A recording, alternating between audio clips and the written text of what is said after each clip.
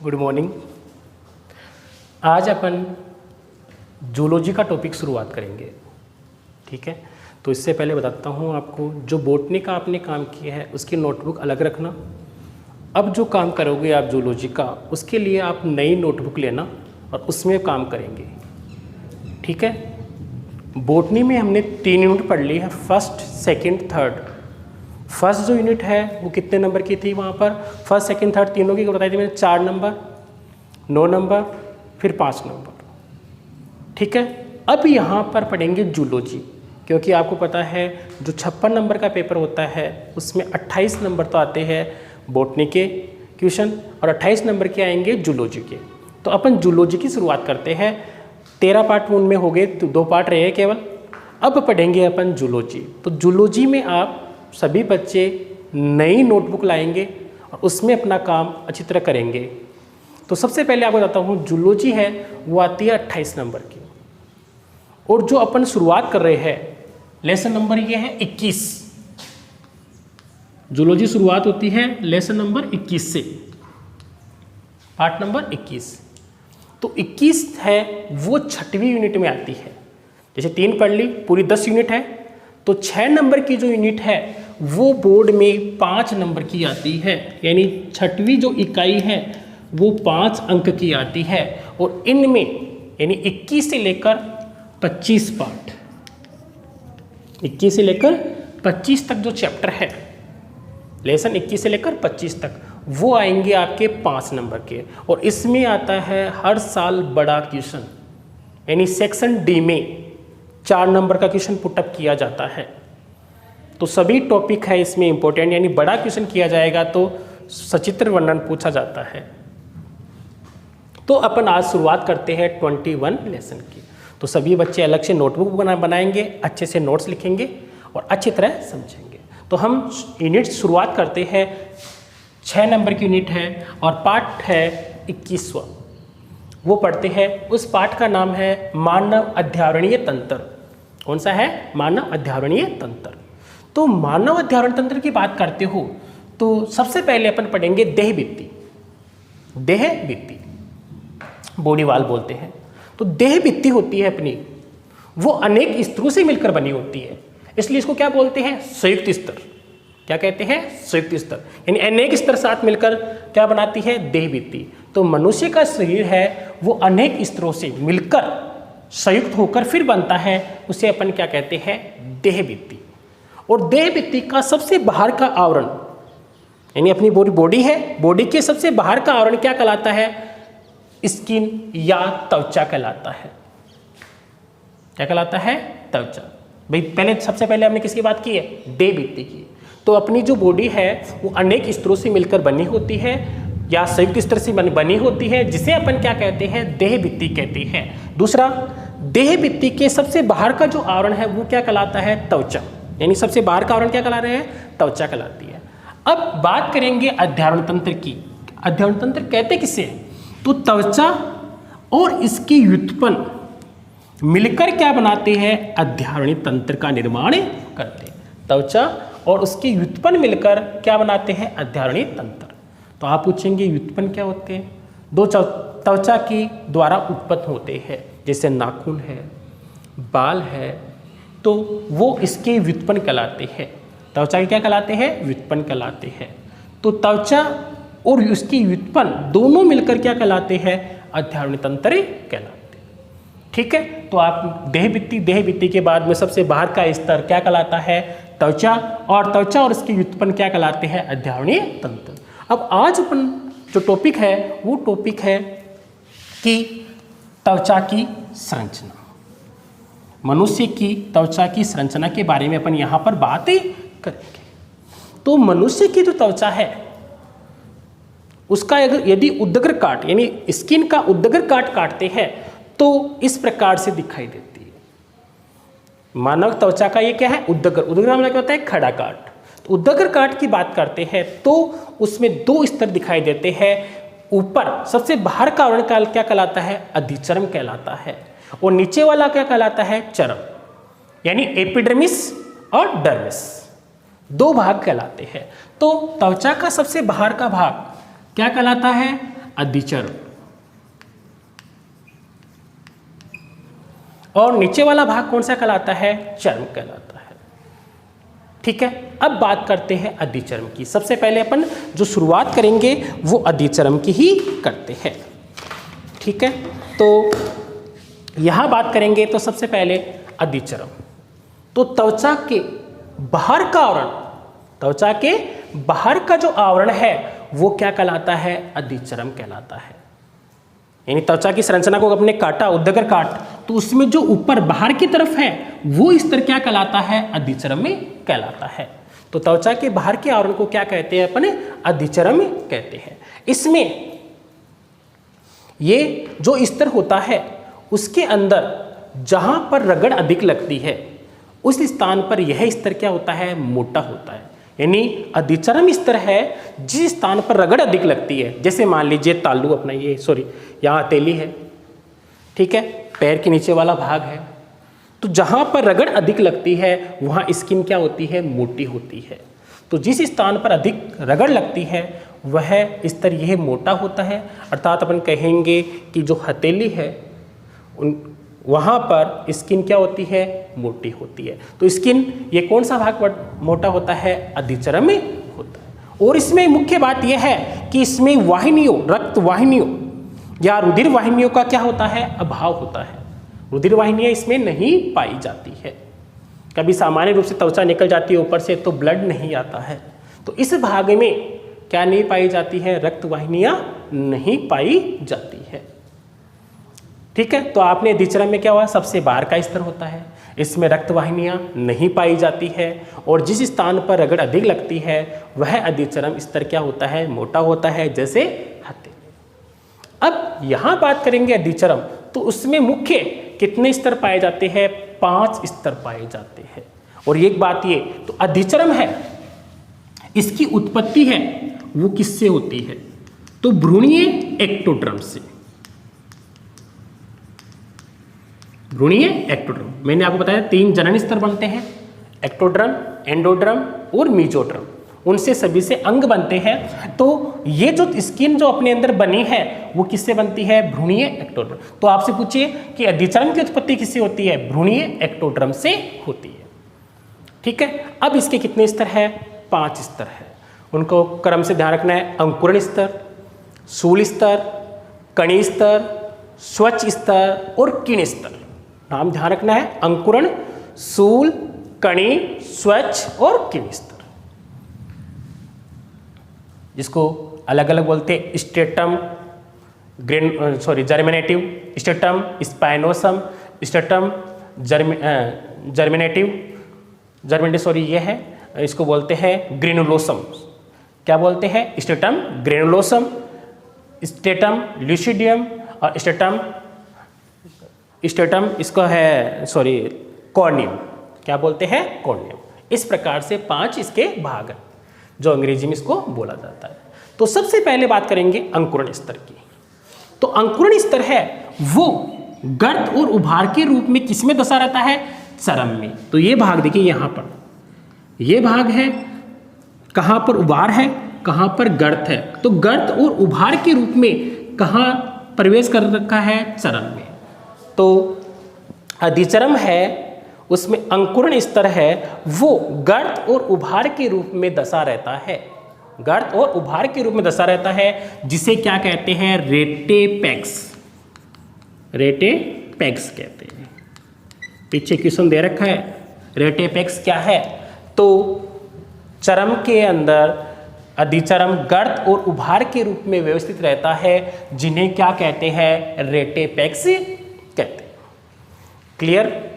अब बात करते हैं दूसरे स्तर की। तो पहला अंकुरण स्तर है, ये लगातार विभाजित होता रहता है और विभाजित होकर ऊपर की तरफ खिसकता रहता है। यानी इसकी कोशिकाएं हैं वो लगातार क्या रहती है? विभाजित होती रहती है। फिर नंबर 2 कौन सा है? अंकुरण स्तर के बाद में कौन सा है? शूल स्तर। कौन सा है? शूल स्तर। तो शूल स्तर में क्या होता है कि ये स्तर लगभग 6 से लेकर 7 परतों से बना होता है। यानी इसकी कितनी परतें पाई जाती है? 6 से लेकर 7 परतें पाई जाती है, जिसमें किसकी मात्रा रहती है? देखिए ग्लाइकोजन की मात्रा क्या रहती है? अधिक रहती है।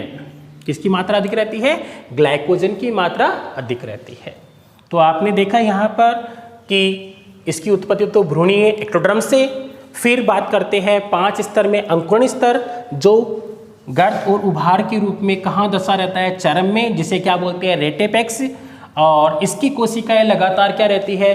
विभाजित होती रहती है, और विभाजित होती है तो एक स्तर ऊपर की तरफ खिसकते रहते हैं। फिर शूल स्तर है, वो कितने परत पाई जाती है? लगभग 6 से लेकर 7 परतें होती है इसकी, और इसके अंदर किसकी मात्रा अधिक होती है? ग्लाइकोजन की मात्रा क्या रहती है? अधिक होती है। और दूसरा, अगर अंकुरण स्तर की बात करते हैं तो इसमें वर्णक मिलेनिन वर्णक पाया जाता है। कौन सा वर्णक पाया जाता है? मिलेनिन वर्णक। यहाँ बात करेंगे कि इस अंकुरण स्तर में क्या पाया जाता है? मिलेनिन वर्णक पाया जाता है, और ये वर्णक ही किसको प्रदान करता है? कलर, रंग।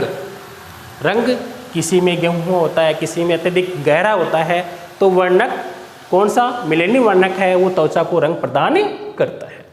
दूसरा पॉइंट हो गया। नंबर 3 कौन सा है? कणी स्तर। कणी स्तर, तो इस स्तर की कितने परतें पाई जाती है? 5 से लेकर 6 परतें पाई जाती है।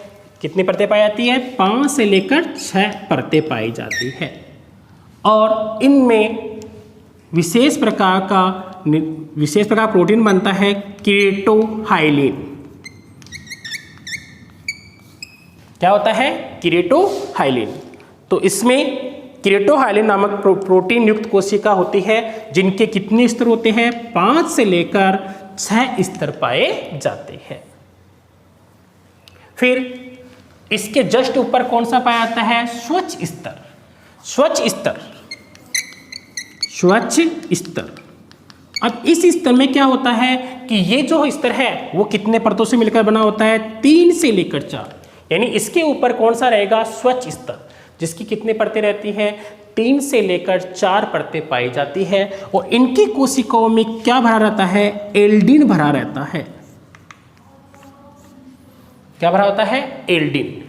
और एल्डिन भर जाने के कारण इनकी जो अपघटन होता है तो ये एल्डिन बनता है। ये कौन क्या बना है यहाँ पर? एल्डिन। वो किससे बनता है?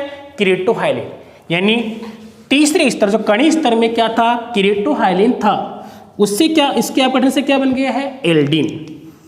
क्या बन जाता है? एल्डिन, जिससे उस कोशिका का केंद्रक भी क्या हो जाता है? नष्ट हो जाता है। यहाँ पर ध्यान देने वाली बात यह है कि केरेटोहाइलिन बना था, वो स्वच्छ स्तर में किसमें कन्वर्ट हो जाता है? एल्डिन। यानी इसके अपघटन से क्या बना? एल्डिन बन गया। एल्डिन बन जाने के कारण क्या हो गया? ये पारदर्शी, और केंद्रक क्या हो जाता है? नष्ट। यानी इसकी कोशिकाएं कौन सी हो गई है? पारदर्शी हो जाती है, और केंद्र क्या हो जाता है? नष्ट हो जाता है। और एल्डिन के जमा होने और केंद्र के नष्ट हो जाने के कारण ये क्या हो जाता है? पारदर्शी हो जाता है। फिर इसके बाद की स्तर की बात करते हैं, जो कौन सा है? किन स्तर। ये सबसे बाहर का स्तर होता है, जिसकी कम से कम 8 से लेकर 10 परतें पाई जाती है। कितनी परतें पाई जाती है? 8 से लेकर 10 परतें पाई जाती है। और यहाँ पर ये केरेटिन है, उसके बाद में क्या बना था? एल्डिन। और एल्डिन किस में बदल जाता है? केरेटोहाइलिन में बदल जाता है।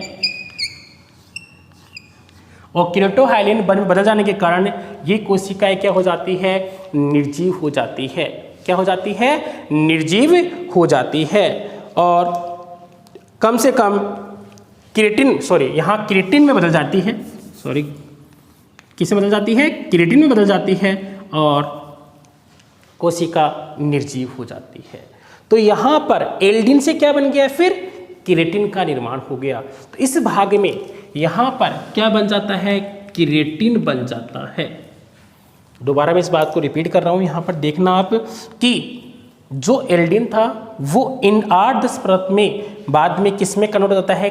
केरेटिन में कन्वर्ट हो जाता है और कोशिका यहाँ पर कौन सी हो जाती है, निर्जीव। इस प्रकार से नीचे से कोशिका विभाजित होती रहती है और ऊपर की तरफ लास्ट में आकर नष्ट हो जाती है। तो एक क्वेश्चन दे रखा है, श्रृंगी भवन किसे कहते हैं। छोटा क्वेश्चन दे रखा है, श्रृंगी भवन क्या है, जिसको इंग्लिश में बुलाता है केरेटिनाइजेशन। क्या कहते हैं, केरेटिनाइजेशन। क्या कहा जाता है, केरेटिनाइजेशन। तो अधिचरम की बाहरी कोशिका, सबसे बाहर की कोशिका कौन सी है, किरण स्तर। तो अधिचरम की बाहरी कोशिकाओं में केरेटिन बनने की क्रिया, क्या, केरेटिन बनने की क्रिया क्या कहलाती है, श्रृंगी भवन या केरेटिनाइजेशन कहलाती है। दोबारा सुन लीजिए आप कि अधिचरम है, उसका बाहरी स्तर है, तो अधिचरम के बाहरी स्तर में किसका निर्माण होना, केरेटिन का निर्माण होना क्या कहलाता है, केरेटिनाइजेशन या श्रृंगी भवन कहलाता है। तो हमने चरम की संरचना पढ़ ली है, मैं इसको आपको रिपीट करके बता रहा हूँ, बिल्कुल ध्यान से देखना। सबसे पहले उत्पत्ति किससे हुई है, भ्रूणीय एक्टोडर्म से। बात करते हैं अधिचरम है, उसके अंदर रक्त केशिकाएं नहीं होती है। बाद में यहाँ पर 5 स्तर होते हैं इसके, यानी इसके 5 भाग है अधिचरम के, अंकुरण, शूल, कणी, स्वच्छ, किरण। अंकुरण स्तर है, उसमें ये चरम में दशा रहता है, गर्त और उभार में, जिसे क्या कहते हैं, रेटेपेक्स कहते हैं। और इसमें विशेष प्रकार की जो कोशिका है वो विभाजित होती रहती है, यानी विभाजनशील कोशिका पाई जाती है। और विशेष प्रकार के वर्णक होते हैं, उनको क्या बोलते हैं, मिलेनिन, जो रंग प्रदान करता है। उसके बाद शूल स्तर है, वो उसके कितने स्तर होते हैं, 6 से लेकर 7, जिनमें क्या होते हैं, विशेष ग्लाइकोजन पाए जाते हैं या ग्लाइकोजन से निर्मित होते हैं। फिर कणी स्तर है, वो कितने होते हैं, 5 से लेकर 6 स्तर होते हैं। और इसमें किसका निर्माण होता है, केरेटोहाइलिन प्रोटीन का निर्माण होता है। फिर स्वच्छ स्तर है, उसके 3 से 4 स्तर पाए जाते हैं। उसमें इसके अपघटन से क्या बनता है, एल्डिन, जिससे केंद्रक नष्ट हो जाता है और क्या हो जाती है, पारदर्शी। और किरण स्तर है, उसमें 8 से लेकर 10 स्तर हो जाते हैं और ये एल्डिन है वो किस में कन्वर्ट होता है, केरेटिन में कन्वर्ट हो जाता है। और केरेटिन में बदलने की क्रिया क्या कहलाती है, श्रृंगी भवन या केरेटिनाइजेशन कहलाती है। इस डायग्राम को अच्छी तरह आपको नोटबुक में बनाना है, पूरा अच्छी तरह लिखना है। तो ये भाग हो गया चरम, ठीक है। इसके बाद बात करते हैं, हाँ अब बात करते हैं इसके नीचे वाले स्तर की, बात करते हैं चरम। और इस चरम हमने कंप्लीट कर लिया। तो चरम की उत्पत्ति किससे होती है, मेसोडर्म से होती है। वहाँ था मेसोडर्म, चरम के बारे में अपन बात करेंगे तो किससे उत्पत्ति होती है, भ्रूणीय मेसोडर्म से, ठीक है। फिर ये किससे निर्मित होता है, तंतुमय संयोजी ऊतक से, यानी ये भाग है वो किससे निर्मित रहता है, तंतुमय संयोजी ऊतक से निर्मित होता है। फिर इस भाग में रुधिर वाहिनियाँ, तंत्रिकाएँ, ये तंत्रिका है, ये रुधिर वाहिनियाँ हैं, रुधिर वाहिनियाँ, तंत्रिका, एरेकिक पेशी तंतु, ठीक है, जैसे एरेक्टर पिलाई पेशियाँ हैं, ये सभी इसी भाग में पाए जाते हैं। तो यहाँ पर इसकी उत्पत्ति भ्रूणीय मेसोडर्म से होती है, तंतुमय संयोजी ऊतक से निर्मित होता है और रुधिर वाहिनियाँ और तंत्रिका व एरेकिक पेशी तंतु पाए जाते हैं।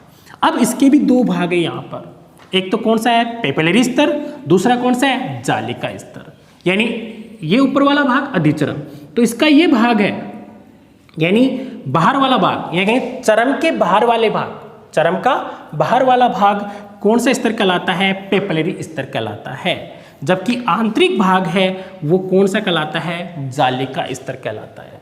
यानी बाहर वाला भाग पेपिलरी स्तर और अंदर वाला भाग जालिका स्तर कहलाता है। बाहर वाला भाग है वो किससे निर्मित होता है, कोलेजन तंतु और लचीले तंतु के द्वारा निर्मित होता है। किसके द्वारा निर्मित होता है, कोलेजन तंतु और लचीले तंतु के द्वारा निर्मित होता है। जबकि आंतरिक स्तर किससे निर्मित होता है, पुट्टिकाओं से, त्वक ग्रंथि यानी त्वचा की ग्रंथियों से, जैसे श्वेत ग्रंथि, पसीना ग्रंथि है, पसीना ग्रंथि है वो रोम पुट्टक के पास में ही पाई जाएगी। फिर त्वचा के स्वेदांग है आदि इस भाग में ही पाए जाते हैं। तो यहाँ पर आपने देखा बाहर का स्तर पेपिलरी स्तर, जबकि अंदर वाला स्तर कौन सा कहलाता है, जालिका स्तर कहलाता है। तो आज हमने त्वचा या मानव त्वचा के उद्गर काट के बारे में पढ़ा है। और आज के टॉपिक से एक क्वेश्चन है कि जो स्वच्छ स्तर है, स्वच्छ स्तर है, उनकी कोशिकाओं में विशेष पदार्थ पाया जाता है। स्वच्छ स्तर है, उसकी कोशिका में विशेष पदार्थ भरा रहता है, उसका नाम बताना है आपको। ठीक है, स्वच्छ स्तर की कोशिकाओं में विशेष पदार्थ भरा रहता है, उसका नाम बताना है और आपको कमेंट करना है। Thank you.